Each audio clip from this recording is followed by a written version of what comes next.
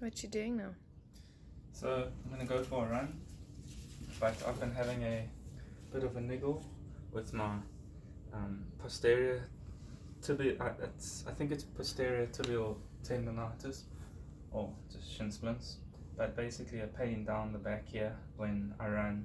It usually comes in after about 9 or 10 kilometers, so I haven't been going for long runs, but I have been going. So basically what I do is I spray some alcohol spray, and I use a wipe, which I don't seem to have. I've just got some alcohol spray that Michelle got me for my computer, so just for cleaning, but I just use this. Why do you use the alcohol spray? I'm quite sweaty when I run, and it's early morning, so I just woke up, so there might be some oils on the skin, and that just makes it harder for the tape that I'm using to grip. So this just cleans it and helps. I also shaved it so it grips a bit better. Oh, okay. So the main point of this video is just to show how to tape when you've got a niggle, maybe something like shin splints where you can feel a bit of pain, or you only feel the pain come on later on. You're trying to heal it, but you don't want to miss 3 weeks of training. So, this is a bit of a tricky video, because the right thing, if I was actually injured, I'd just stop. If you injure yourself and you carry on training, you're just going to make it worse. A sprain can become a tear. So this is more like I can feel that this is under a bit of heavy use. So I've done a bunch of things, like I've added an orthotic with a really high arch, so just to support this. I'm doing a lot of rehab, a lot of calf raises to strengthen this muscle.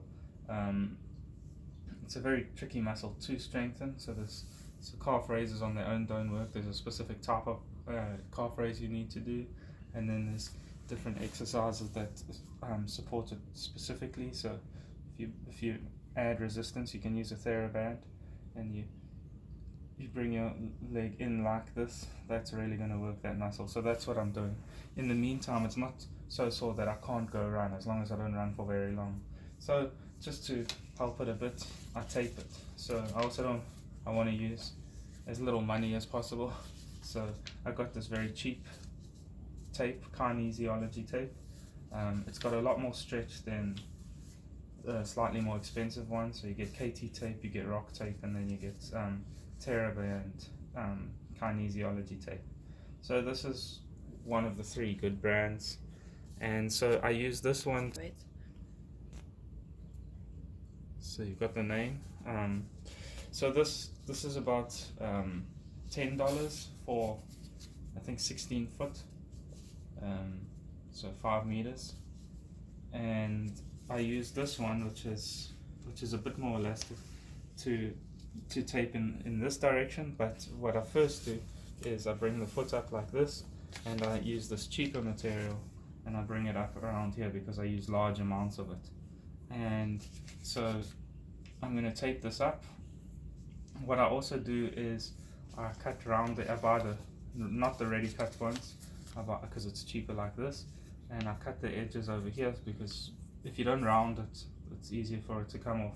And then I wear long pants, these tights, so that it's harder for sweat and water and stuff to get to the tape, and it usually lasts. So essentially, I'm going to cut 2 pieces. I'm going to secure it on the back side of my heel.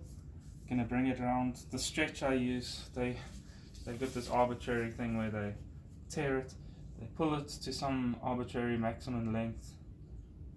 I say arbitrary because it's very hard to get a good feel. I think conceptually it makes sense. You pull it to 100%, they say, and then you bring it back down to 50% or 25%. You can even see on here they've got an indication, if you're using a small or a large piece, how much stretch you should apply. Essentially, I want the maximum stretch. I think most people do. That's going to allow comfortable movement, but a piece of tape is good.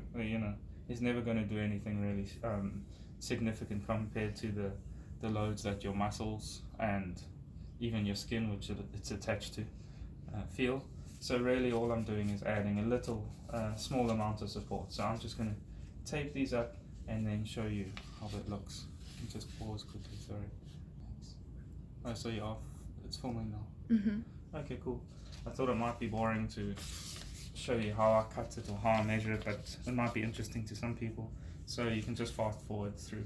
So I'm holding it on the edge. I just want enough to be able to get some grip there. Then I'm So you have it under the bone?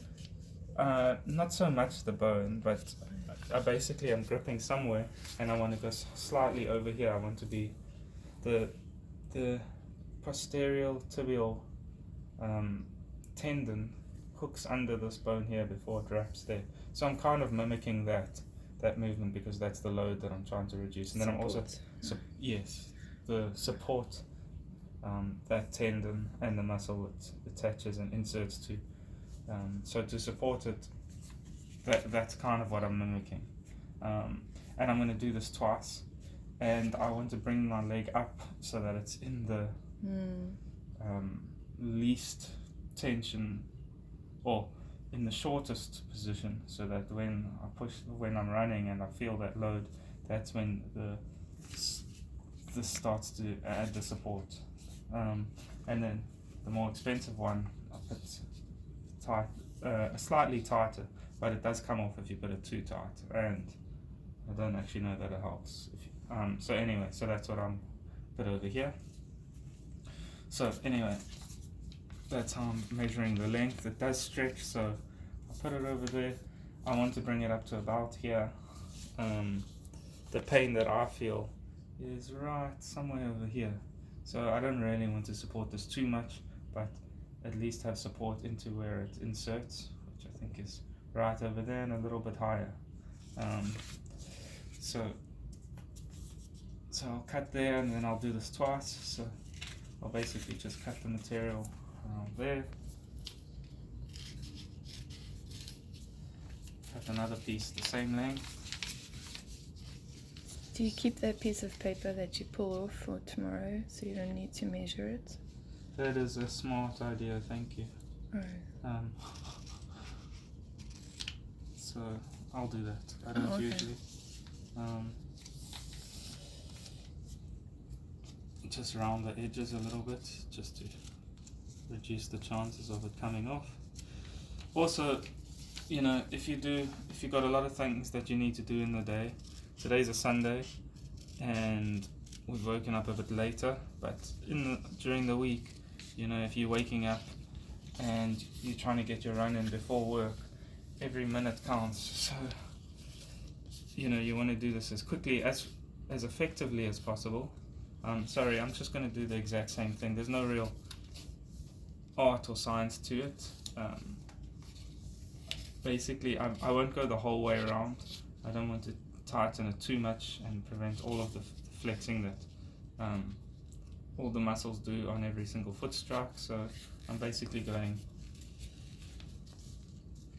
less than, basically about 3/4 of the circumference of the ankle, and then again I'm trying not to waste money by wasting tape, so I cut this in two around these edges. So what I was saying is I want to do this as, you probably want to do this as quickly as possible because it can add a lot of time to your run. I've also already warmed up this calf because once you've got this on, I don't want to stretch and then the tape comes undone. So I stretched, I massaged it with my rolling pin, and then I stretched my calf. I've done all of that I need, all the stretching and warming up that I need to for this leg. So yeah, you want to put this on quite quickly so that you can save as much time before your run, because this does really eat into your run time, all this preparation. But if you don't do it, then you're going to increase your chances of a injury. So I don't have much more commentary, but that's fine. maybe You can just stick it. Yeah, so I'll bring it up like this, tighten it, people rub it. I think they say heat activation helps with the. You still got the paper on there. Yeah. So just tore the one piece off. It's quite easy to tear by just pulling because it's a flexible material, but the paper backing isn't. So this is where they pull to like about 100%. You can see. I don't know if you can see from there. Sorry, if you bring the camera over like this. Ah, there we go. You can see that it stretches. Yeah. So I'm stretching it up to what it feels like 100% of the stretch. Oh, okay. Then I'll bring it back down to about 50% of the stretch. Why 50%? Or it's just a random? It depends how much support you want. Sorry, I forgot. But to me, I would put it at the maximum amount of support I can do. The problem is that if you put too much stress, then it just comes undone. It's kind of like if you, you use glue to tighten something that's very, very tight, doesn't have time to set, then it just comes off. So I put it with as much stretch as I think I can, where it'll still stay on. Because often on the first few runs I did, this just comes off, and I've got these long flapping pieces. So that's more trial and error where you stuck it too tight. Yeah. Or too. So that'll be the point of this. One of the main points of this video, to show somebody, like. Yeah. So thanks for asking. Sorry. Also, my foot shakes when I'm trying to keep it in the most supported, in the most contracted position. And then this one, it's a second piece, so it's just there's no real difference. I'm not doing this for greater surface area, just doing 2 for more support, but I won't overlap completely because I want a bit of grip on the skin. But this is doing the exact same thing. So I pull to 100%, bring it down to 50%, and then the rubbing is supposed to be, there's not a lot of heat that I'm generating from this rubbing, so but the heat, the friction from the rubbing is supposed to be what makes the glue warmer and provides for a better grip. So I will just rub it a bit more. Yeah, so, and when I don't cut this, if I'm in a rush and I don't cut these edges, they always stick out and come off, and then as soon as a little edge sticks off, then it's super easy for this to come off. Like unrolls. So if you got tape that was wider, would that help you? Good question. I don't know. I think so. Yeah. Probably. But I've looked quite a lot, and is that the standard width? Yes, this is the standard width. That's what I'll cut these into. Yeah, that's so you cut those in half. So the width is, I think I have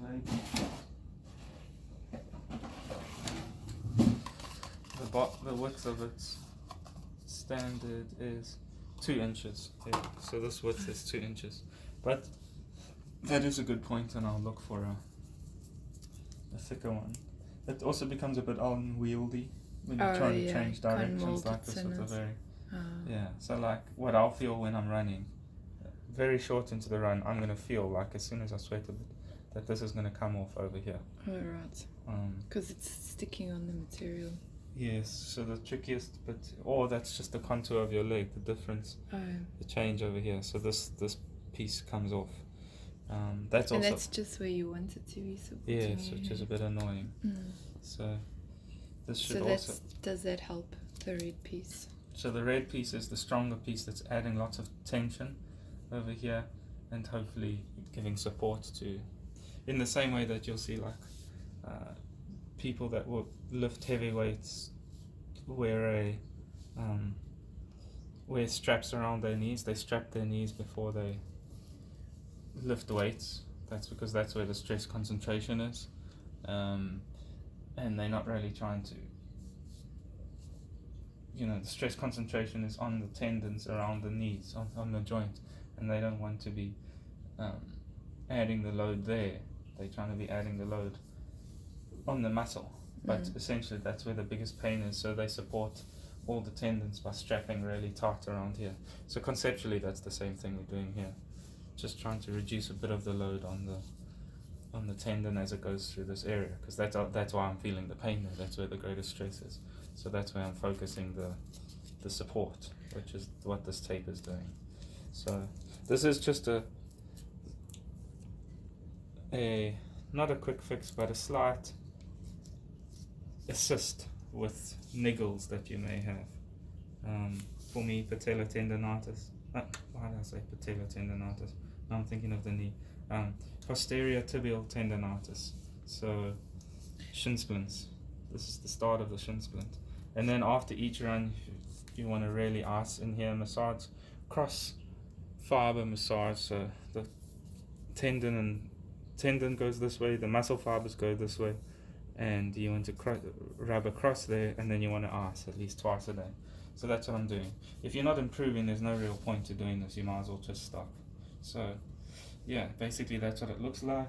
And then when I get outside, I have long socks, bring this over, and hopefully that'll be enough to help support this and allow me to continue running. Oh, it looks pretty cool. Yeah, and then take it off. That's it. So adds 15-20 minutes to your run time, but hopefully it prevents you from being injured. Now I'm going to go run in that.